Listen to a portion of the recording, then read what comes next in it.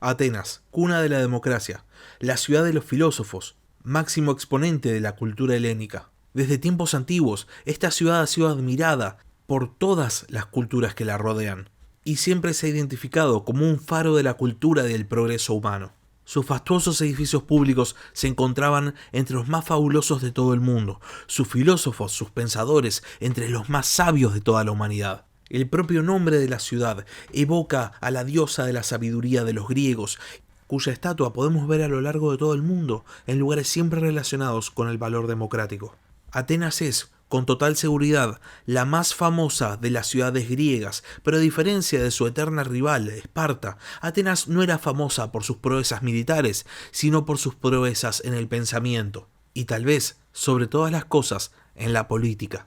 Sin embargo, al margen de la merecida fama de la gran polis griega, la historia ateniense estuvo plagada de turbulencias sociales, de conflictos políticos, de grandes discusiones y sobre todas las cosas de una marcada grieta política.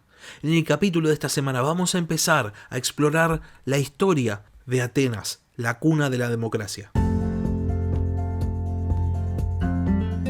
Sean bienvenidos a la Barba Roja de Barba Roja, un espacio para hablar sobre curiosidades de la historia.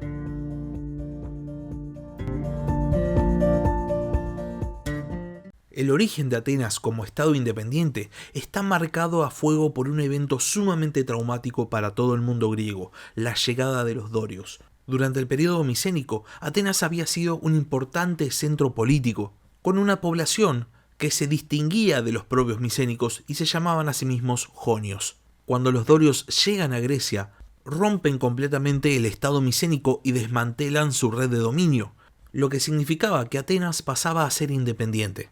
Los dorios se terminan asentando en el Peloponeso y más allá de que lo intentan, no consiguen tomar Atenas. Con respecto a esto, hay una historia tradicional que realmente no podemos decir con seguridad que sea verídica, pero es la única información que tenemos al respecto, y nos dice que el oráculo de Delfos había revelado a los dorios que solo iban a poder conquistar Atenas si el rey estaba con vida. Codro, enterándose de esta profecía, se disfraza y se hace matar por los dorios, y este pueblo, al darse cuenta de lo que habían hecho, temerosos de los dioses, deciden levantar campamento y abandonar el intento de conquista de Atenas. Lo cierto es que no sabemos si esto realmente ocurrió o si es simplemente producto de la tradición, pero por A o por B, Atenas esquiva la destrucción de los dorios y aparece en la historia, ya en la Edad Oscura, como una naciente potencia regional. Después del sacrificio del rey Codro, Atenas, que tradicionalmente había sido una monarquía, institución seguramente heredada del período micénico, abandona esta forma de gobierno y se transforma en un arcontado. El primer arconte va a ser el propio hijo de Codro, llamado Medonte, quien, una vez más, según la tradición, a la muerte de su padre y como manera de honrarlo, decide sepultar la monarquía y adoptar esta nueva forma de gobierno.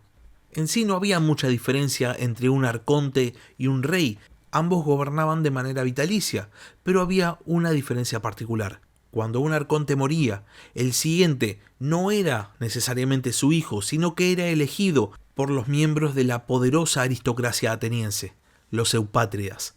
Los eupátridas, que significa los bien nacidos, eran la tradicional aristocracia ática. Y no solo eran una clase privilegiada, sino que además tenían el monopolio de las funciones políticas, religiosas, judiciales y legislativas. La tradición contaba que Teseo, el mítico rey ateniense, famoso en los mitos por haber enfrentado al Minotauro, era el que le había concedido a los eupátridas todos los privilegios que tenían. Antes de ser eupátridas, estas familias habían formado las aristocracias locales de los diferentes pueblos áticos previo al periodo del cinecismo ateniense, o sea, previo al periodo en el cual Atenas unifica el Ática. Con respecto justamente a este relato tradicional, Tucídides nos cuenta lo siguiente. Desde los tiempos de Cécrope y de los primeros reyes hasta la época de Teseo, los habitantes del Ática vivieron siempre repartidos en pequeñas ciudades, cada una con sus pritaneos y sus magistrados, y cuando no tenían nada que temer, no se reunían con el rey para deliberar, sino que deliberaban y decidían su política por separado. Hubo incluso algunos que hicieron la guerra, como fue el caso de los eleusinos y Eumolpo contra Erecteo. Pero cuando subió al trono Teseo y unió el poder a la inteligencia. Entre otras medidas que tomó para organizar el país, suprimió los consejos y las magistraturas de las otras ciudades y unificó a todo el mundo en la ciudad actual, estableciendo un consejo y pritaneo únicos. Y aunque siguieron ocupando sus tierras separadamente igual que antes, les obligó a limitarse a esta única ciudad, que, cuando fue dejada por Teseo a sus sucesores, se había convertido en una gran ciudad, gracias a que todos le aportaban ya sus tributos. Y en memoria de esto, los atenienses todavía hoy celebran, a expensas públicas, las fiestas cinesias en honor a la diosa. Plutarco expande sobre las medidas adoptadas por Teseo y dice lo siguiente: derribó, por consiguiente, los pritaneos y consistorios y abolió las magistraturas de cada lugar, y construyendo un pritaneo y consistorio común para todos allí donde ahora se asienta la ciudad, al Estado le dio el nombre de Atenas e instituyó las Panateas como fiesta común. Básicamente, lo que tanto Tucídides como Plutarco nos están diciendo es que la unificación del Ática implicó, sobre todas las cosas, una centralización de las instituciones a cambio de otorgar privilegios a las antiguas familias gobernantes. De esta manera, si bien Atenas había unificado el Ática, todo el poder de esta incipiente potencia estaba en muy pocas manos privilegiadas, quienes no solo tenían la capacidad de elegir al arconte, es decir, de elegir al gobernante vitalicio de Atenas, sino también eran los únicos con ciudadanía real. El poder de los eupátridas era absoluto. Para ilustrarles cómo era la situación, voy a leerles un fragmento del libro Fuego Persa del historiador británico Tom Holland. Un ciudadano que se adentrara en los campos y los bosques del Ática a un día de camino de Atenas, o tal vez un poco más, podía acabar viviendo como un siervo o un aparcero, pagándole un sexto de sus ganancias a las familias de terratenientes, que a la manera tradicional de los héroes vivían alejadas del mundanal ruido, casándose entre sí, repartiéndose las magistraturas y despreciando al resto del mundo con altanería. Tal era el deseo de exclusividad de algunos de los clanes de la aristocracia, que incluso miraban con desprecio lo que para el resto de los atenienses era el mayor motivo de jactancia, la tierra, y preferían trazar linajes exóticos, provenientes de figuras varias de la guerra de Troya. Una familia, los Pisistrátidas, afirmaba descender de un rey mecenio. Otra, los Filaidas, de Áyax, el mayor guerrero que había luchado en los bandos de Troya y rey de Salamina, una isla muy cercana a la costa ática. Así, la nobleza ateniense bien podía arrogarse el título de eupátridas, o bien nacidos, porque no había otra aristocracia en Grecia anclada en el pasado de manera tan relamida. Tom Holland nos habla de una aristocracia sanguínea, una aristocracia hereditaria, un concepto muy similar al de los patricios en Roma, o eventualmente al de los nobles medievales. Los eupátridas monopolizan completamente el poder y eventualmente esto da lugar a tensiones con el resto de la población. Las tensiones se vuelven rápidamente caóticas, los eupátridas abusaban de su poder. Se necesitaba un cambio, se necesitaba un legislador. El hombre elegido para el trabajo se llamaba Dracón y asume como arconte de Atenas en la segunda mitad del siglo VII a.C. Cuando Dracón asume el arcontado, Atenas ya había pasado por una serie de reformas. De hecho, en el año 753 a.C., después de la muerte del arconte Alcmeón, el arcontado había pasado de ser vitalicio a tener una duración de 10 años. Dracón, entonces, tenía un tiempo limitado para encarar sus reformas, así que se pone manos a la obra. Decide atacar al mayor privilegio de los eupátridas, la legislación. Hasta el momento, en Atenas las leyes se transmitían de manera oral, y esto implicaba un enorme problema, porque los que transmitían las leyes, y los que conservaban las leyes, y también los que hacían las leyes, eran los eupátridas. Entonces siempre realizaban algún pequeño cambio para ganar más y más poder. Dracón, con el fin de terminar con este privilegio de los eupátridas, decide codificar las leyes en Atenas, introduciendo a su vez una serie de reformas destinadas a endurecer las penas por los crímenes.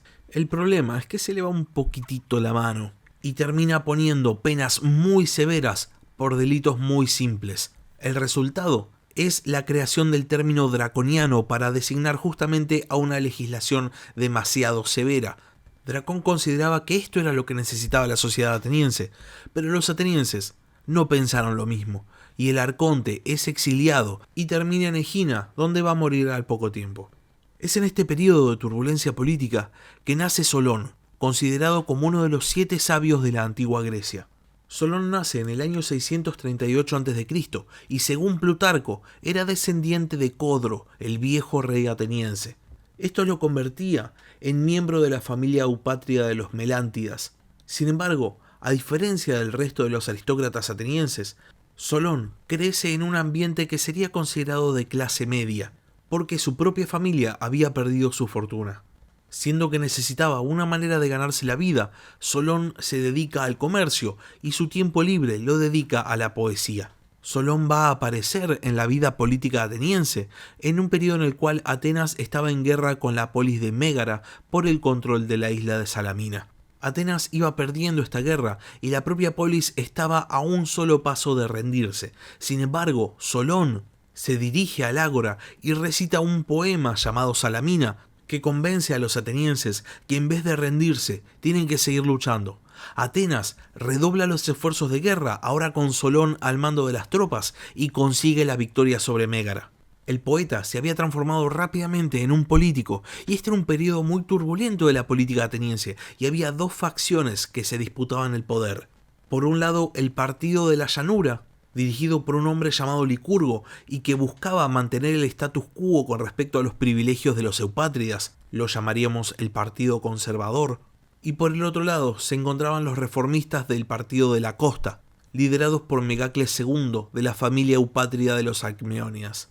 Solón decide no apoyar a ningún bando y es por esta neutralidad que los eupátridas lo eligen para ser el arconte del consenso.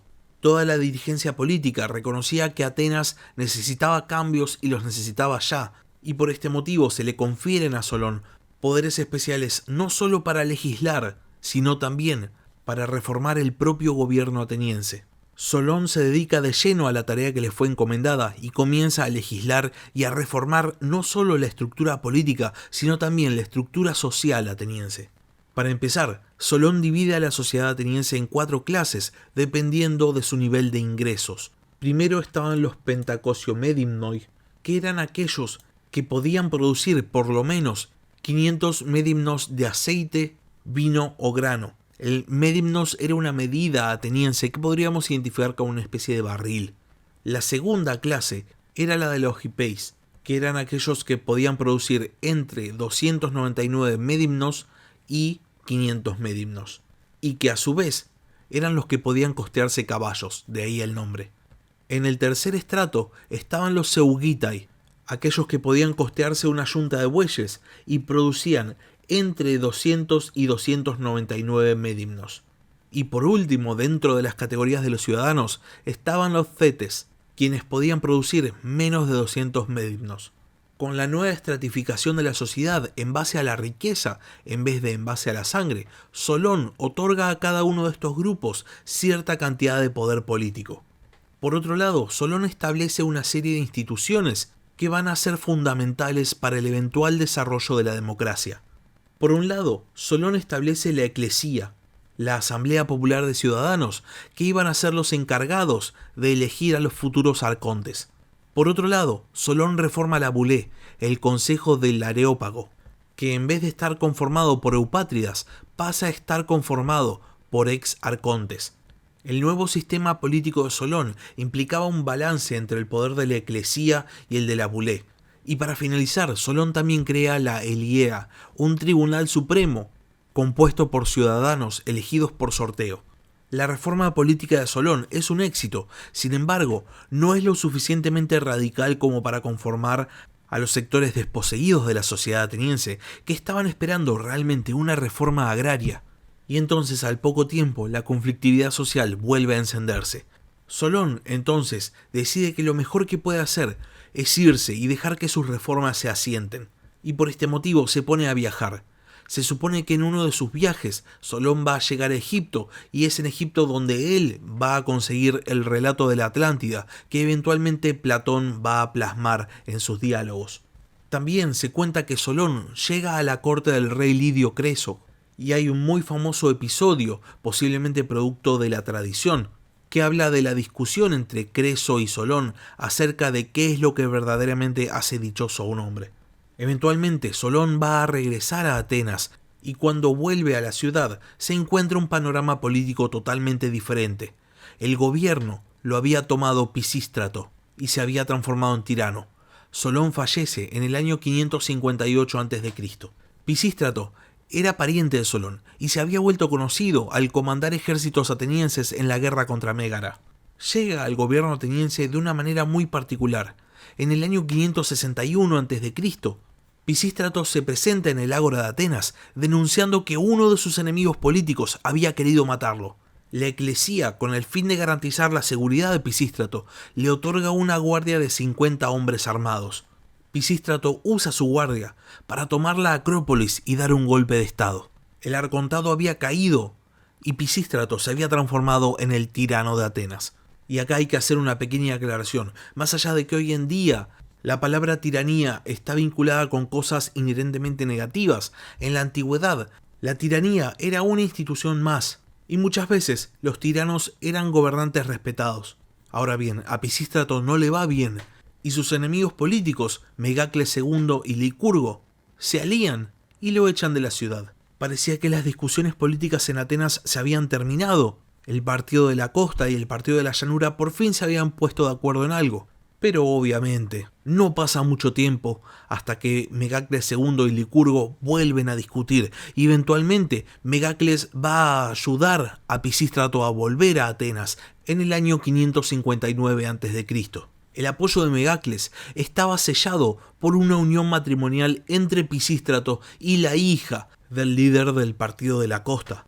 Después de todo, si Pisístrato tenía hijos con la hija de Megacles, lo más probable es que el partido de la costa terminara muy beneficiado políticamente porque la tiranía se pasaba de manera hereditaria. Pero el problema es que Pisístrato ya tenía hijos, Hipias e Hiparco, y por este motivo se niega a tener hijos con la hija de Megacles. Esto es percibido por el líder del partido de la costa como una traición y se vuelve a aliar con Licurgo y una vez más vuelven a expulsar al tirano de Atenas. El segundo gobierno de Pisístrato había durado 5 años, pero ahora su expulsión parecía definitiva. Sin embargo, el tirano de Atenas no se va a rendir y va a formar una fortuna gracias a las minas de oro de Macedonia y Tracia y va a formar un ejército con el cual derrota a sus enemigos políticos en la batalla de Palene en el año 549 a.C. Pisístrato vuelve una vez más a Atenas y asume nuevamente la tiranía. Su gobierno va a estar marcado por un embellecimiento de Atenas, se van a construir grandes templos y también se va a construir el primer acueducto de la polis. También Pisístrato es el primero en mandar a escribir la Ilíada y la Odisea, que hasta el momento se transmitían simplemente de manera oral, y construye el primer teatro de Atenas.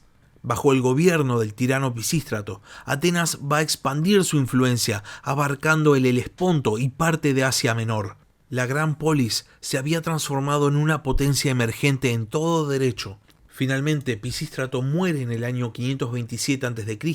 y deja el gobierno a sus 2 hijos, Hipias e Hiparco, pero esa es historia para la semana que viene. Hasta acá llegamos con el capítulo de hoy, habiendo visto las primeras reformas en Atenas, el arcontado y la tiranía. Si el capítulo les gustó, no se olviden de suscribirse y no se olviden de compartirlo con quienes crean que les puede llegar a gustar. Si tienen alguna pregunta, si tienen algún comentario o simplemente quieren participar, pueden escribirme un comentario en YouTube, pueden mandarme un mail al mail del podcast, labarbarroja@gmail.com, o también pueden seguirme en Twitter en @barbarrojacast. Muchas gracias por haber escuchado y hasta la próxima.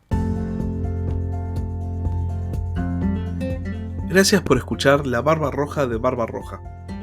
Si tenés algún comentario, si tenés alguna pregunta o simplemente tenés algo para decir, podés escribir un comentario en YouTube o bien podés mandar un mail a labarbarroja@gmail.com. Hasta la próxima.